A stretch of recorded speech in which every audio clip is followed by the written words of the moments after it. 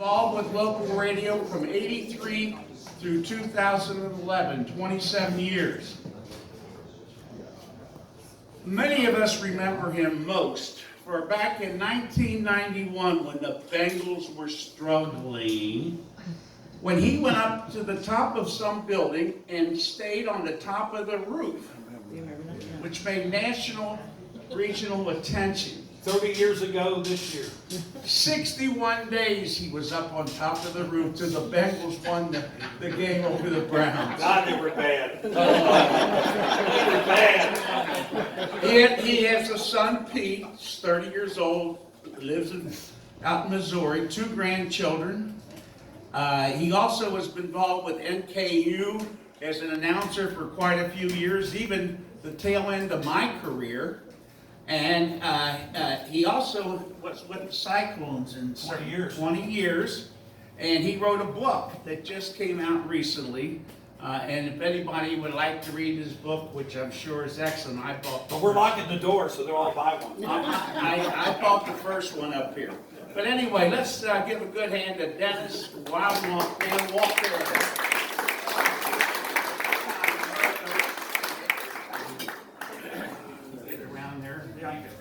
I'll hand you the phone once you, okay? I'll hand you the speaker. I wouldn't knock you, both of us. We got one thing in common, we both use a cane, I told him when he came in. Both you said he goes over. I think I'm all right. I think I'll be all right. It's hard to get in. Move this All towards you. right, I can stand here. Yeah. It's hard to get up. I'll just lean on the damn table. All right. Coach, if you can hand me my book there, I made a couple of notes right here. Oh, right here? Yeah, there you go. There's your book, right here. All right.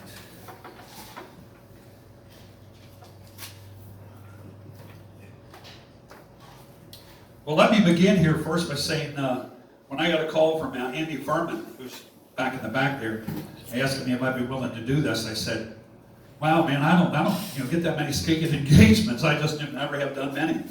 I think the last speaking engagement I did was when I got that distinguished alumni award at Anderson High School. But before I would go any further about this, let's acknowledge all the inductees once again to the Hall of Fame. A round of applause for all the inductees. Well, that's really an honor. And any kind of honor you get like that, like when I got the Distinguished Service Award, I didn't even know what to say, and that kind of came out of the blue too. When I came out here to Villa Hills today, I knew Villa Hills a little bit. I had to use MapQuest to get to this building. And when I walked in here, I thought, who am I going to know besides Andy Furman? Well, I walk in here and I go, look at all these familiar faces that I know. I saw, of course, Coach Shields here. And then I saw Rick Meyer, worked at NKU. Saw Ernie, Fat Man Brown. Where's Ernie at? And then I saw Ben Cleary. So it's like, we're old friends here. I knew a lot of people here. I was surprised. I really was. But, and I also noticed around here there's a few veterans. How many veterans do we have here? And then, let's have a round of applause for the veterans. Huh? My dad was a veteran, World War II, 4th Division, United States Army. I got all his medals still. He was an expert in the machine gun.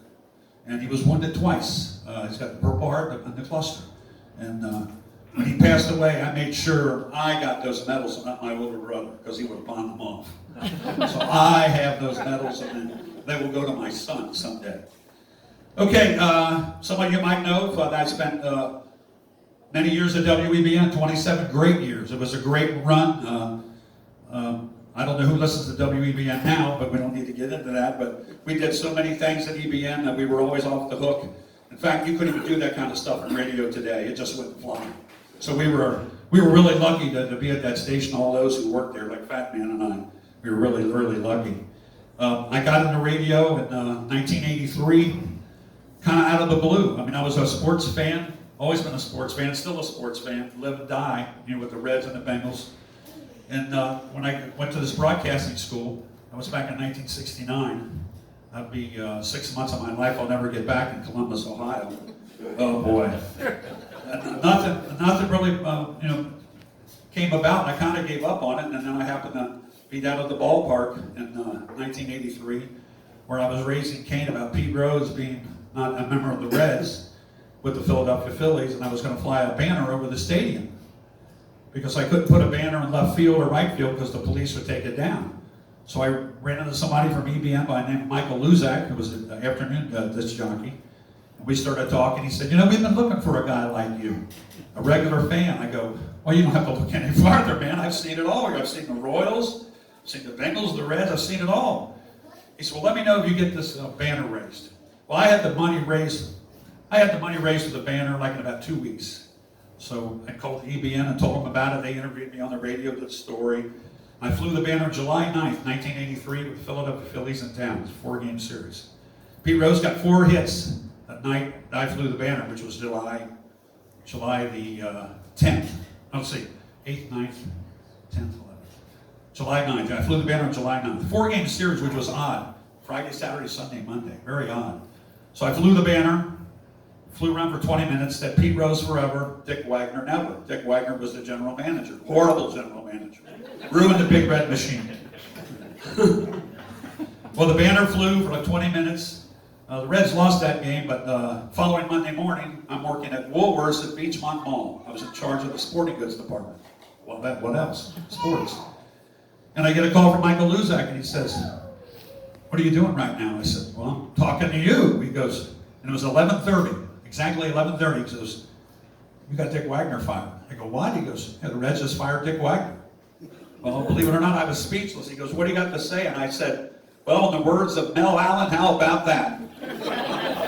Well, the phone just started ringing off the hook. Just ringing off the hook at Woolworths. The manager was getting all mad because everybody was calling. Make long story short, EBN brought me in. We started talking about doing some things. And we decided to, okay, well, how are we going to use him? The EBN brought in a new program director, Tom Owens, who decided, let's shake up the morning show because it was kind of dragging. So they decided to put me on the morning show. And I kind of like, it was either sink or swim. And I remember and I put this in the book. I walked by General Manager Frank Wood, who was really the genius behind WEBN.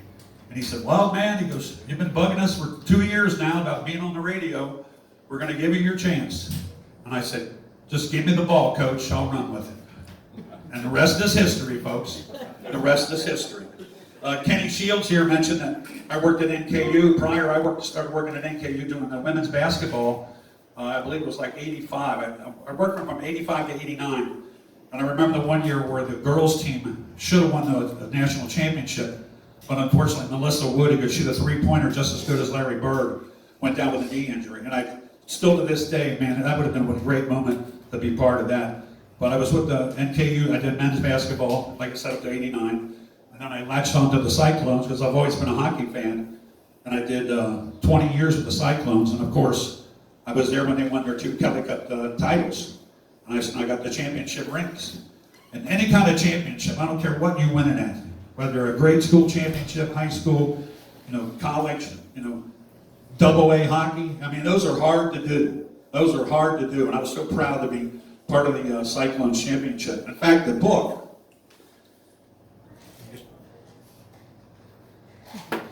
that cover, if you go on YouTube and YouTube it up, I think it's game 4. This was the second Cyclones championship. I'm the last guy to hold that cup on the ice. Because when I walked down onto the ice, Coach Weber said, here, wild man, hold the cup. Well, I held the cup up, handed it back to him. Everybody skated off the ice. So I was the last guy to hold the cup up for their second championship. That's why that was the cover. The book is 14 chapters. Well, when you think 14, what do I think of? Pete Rose. That's why I did it. Have I talked 14 minutes yet, Coach? No, I got you. You got 6 more. I got 6 more minutes, okay. But I covered a little bit of everything in the book. Of course, I talked about the billboard. That title was 61 Days. I talked about childhood, growing up, about my parents, my 2 brothers, my sister. There's a chapter on fatherhood. If you ladies read that, don't cry, but you will. My son's now 31 years old. He's named after Pete Rose, obviously. Went to Las Vegas on his bachelor party and met up with Pete. There's a picture of him and Pete together. And he's, everybody tries to find their calling in life. And I was always wondering, what's he want to do? Well, he wanted to play hockey, but he hurt his knee. And that's in the book. I don't want to explain the details. But so he got into a couple of lousy jobs, and they kind of fell into the motorcycle business because his mother always had motorcycles. Well, Next thing you know, he gets an offer to go out to Columbia, Missouri to be the sales manager. And that's where he is today. Out in Columbia, Missouri, on the Mizzou Tigers. I've been out there 3 times already to see him. And he's making more money than I ever made in radio. So I'm really proud of him. And he's got 2 children. Landon, who's a little soft, needs to be toughened up. And his daughter is Liv, and she's a pistol. She's a cheerleader and a tumbler, and she does it all. So he's got 2 grandchildren.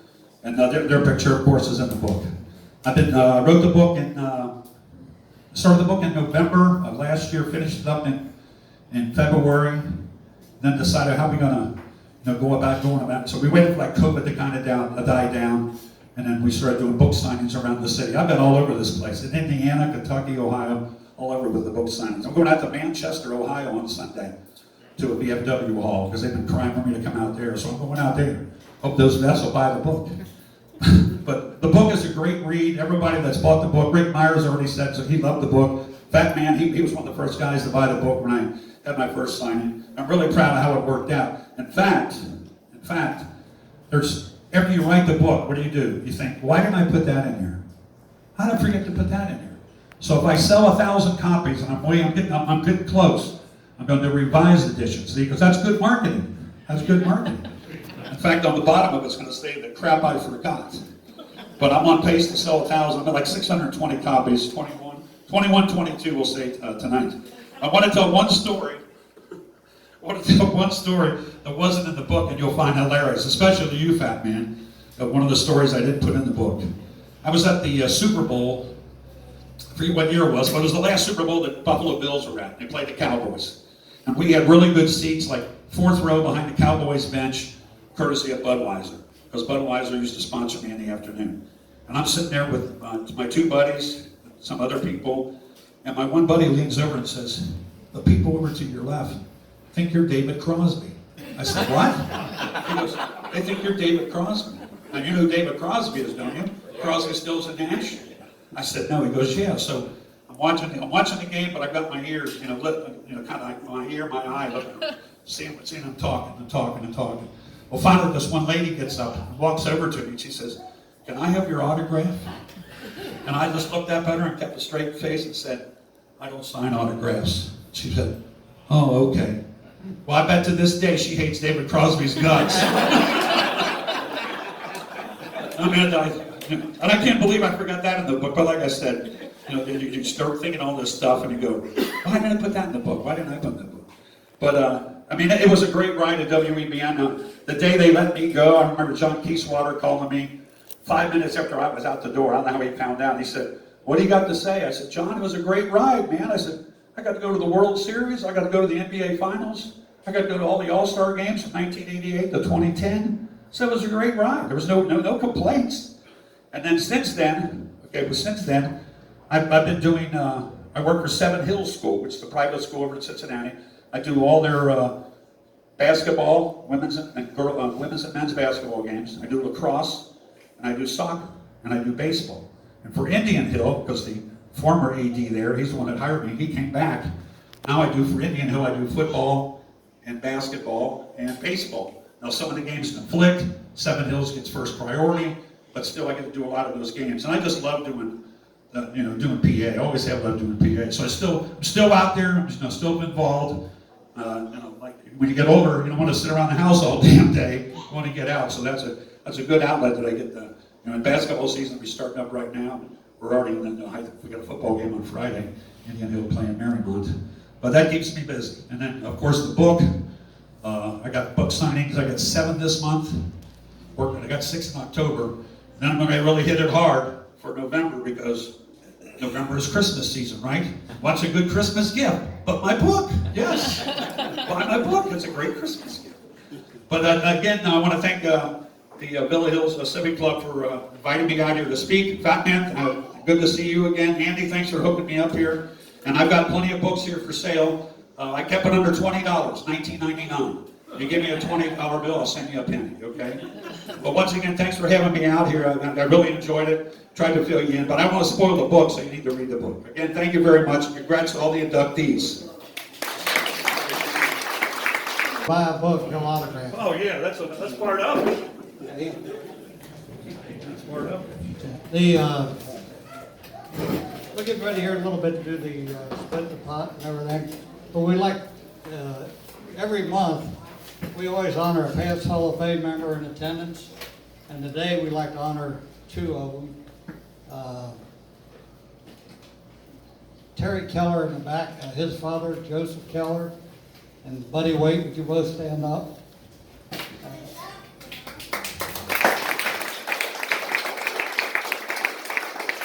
Buddy and Terry's father were both inducted into the Kentucky Veterans Hall of Fame.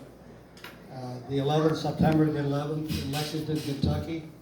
And they're both members of our Hall of Fame, and Terry's father was. And I think that's about 13 or 14 members of our Hall of Fame that's been inducted into the Kentucky Veterans Hall of Fame. So we're proud of all of our veterans, especially the ones that get nominated and elected by and get state recognition. And on top of that, Buddy also celebrated his 90th birthday on August the 26th. Great.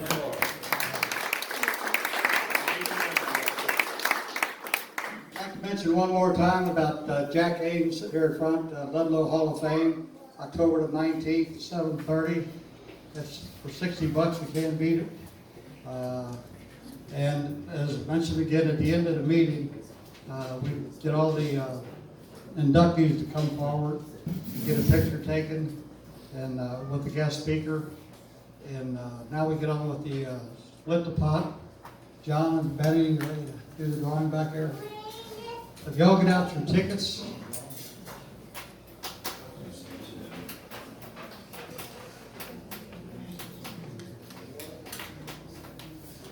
The tension, you can cut it with a knife. Real fresh. $98. Ticket number 696-6930. 6930. 6930. Laura. There's our winner. Squeaky. Wow. He's buying drinks.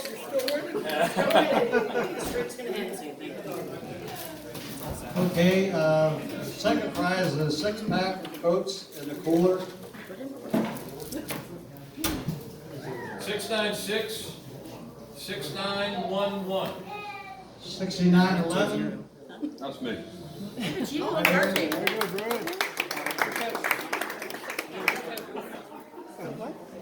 Okay, the third one is a Randy Marsh autographed baseball. 696-7033. 7033.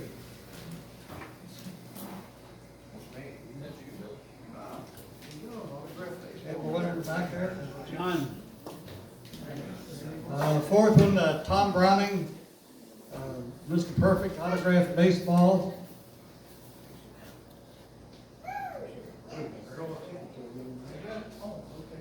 696-6929. 6929. Oh, Laura. What is happening? You need to get down to the casino, Laura. I know, where's we're headed next? That's why I do love my stuff. Oh, today's no way. Okay, Hall of Fame T-shirt, size large, 6803, last four numbers. 6803. 6803. Right here. You got it? Right here. Hall of Fame T-shirt, large, 7020. 7020. 7020.